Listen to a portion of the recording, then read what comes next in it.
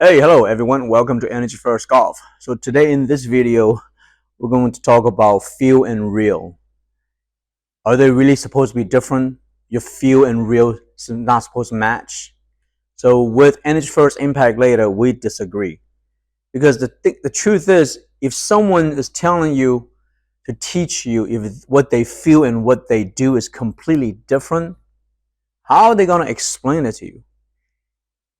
Right? I mean, isn't that funny? I mean, I already told you guys, English is my second language. So if someone asks me, how did you learn English? I can tell them exactly how I learned English. I can't just say, well, you know what? I just listen to people and just follow how they sound. Sure, my son was born in the United States. He learned English just by listening. But me as an adult, I cannot do that. So I always believe the term feel and real doesn't have to match. It's just an excuse for most people who want to teach golf. Sure, I mean, you got geniuses, Tiger Woods, natural born golfers. They may say that, but I don't believe they'll make good coaches. So if I'm teaching you, my feel and real has to match. So that way I can explain things much more clear to you. And you as an adult learner, you must have all those things match. So that way you know exactly what is wrong with your swing or with your golf game. And for example, today, I mean, again, this weight transfer, this people use weight transfer, ground force, squat, dip, pull the hips back. There's so many different sayings. But the truth is, simply put, there's no ground force. The ground isn't going to give you energy. All you're doing is utilizing the muscles in your legs and your hips and your core to create muscular mobility and pressure, right? So in other words, what I'm about to tell you is completely how I feel and what I'm doing. So for example, and the truth is, I've tried all of those terminologies. It means dip, squat, or pull back, or bump. Those words are merely images in my mind. But in reality, what I do feel and what I'm doing, like I said to you, this movement, this weight transfer movement, it doesn't have to be fast. Yes, you can do it fast, but it doesn't have to be. All you have to do is create this initiation of a pressure points. The pressure points will be my glutes, my inner thigh, my quads, and I'm creating stability, but at the same time, I'm moving my hips back so that way I'm clearing room here for me to bring my upper torso down from my core pressure. And the arms obviously is going to lag behind me because the arms is absorbing the energy, which is lagging. And then obviously you'll have release. So when you're doing this movement, it doesn't have to be fast. All it is that you will create this feeling of a torque, and your hips is going to, hip socket right here, squeeze and fold and moves back. You can do it exaggerated if you want, if you want to have a feeling that feels like it's more exaggerated.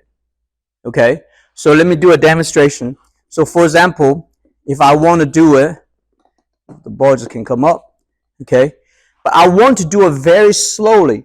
Here's the problem. Whenever you're working on your golf swing, if you do things very quickly, you will not be able to work on the correct stuff.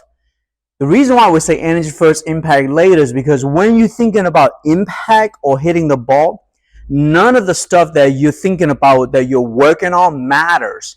That's another reason why you won't match the feel and the real, because simply put, your reaction to the ball is just too fast. You really have to not worry about the ball. So if I'm working on this right now, all I'm doing is I really want to take my time to loading my body. And then as I'm loading my body, I feel like the arms is going to move up naturally with a momentum. Once I feel the momentum, then I squeeze my hips. I did it very, very slowly because what I want to do is I really want to feel like my left hip and my lower body is creating this pressure points. Again, if you feel like you got to squat, dip, bump, weight transfer, those are the things that it has to match your muscular feeling. Okay? It has to. And no, the ground is not going to give you any energy. You can use the term ground force, but I don't feel anything from the ground. I'm standing on the ground. All I'm using is my legs and my muscles in my body. And I'm going to do it very slowly again. Again, you have to do it very slowly to find that feeling and the correct movement. Okay? If you don't know how to do it slow, you will not be able to do it fast. So I highly recommend you guys work on this. If you have an indoor range, work on it indoor so that way you don't have this feeling try to get the ball way out there. And then if you have the discipline, you can work on it on a range where it's open range. But the idea is that you really want to feel, I'm going to do it one more time from front. You really want to feel like there's a momentum. Once you feel the momentum of the arms coming up, then you create lower body pressure and stability. And however words that you want to use, but I have tried them all. I feel like if I do just mainly think about squatting, that feels like not fluid enough. It feels slow to me, meaning the movement. If I just feel like I'm dipping, it also feels like you're stuck.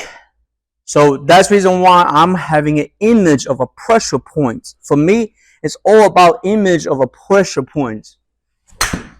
So that way, I know what it feels like. Again, you don't have to do it fast. The movement is not about being fast. Again, once you get comfortable, sure, you can do it faster, right? Once you have a little bit more control over the movement and more so good muscular feeling, so you may be able to do it faster, right? You may be able to do it faster. But I would say right now, don't worry about try to do it fast, especially when you're working on this.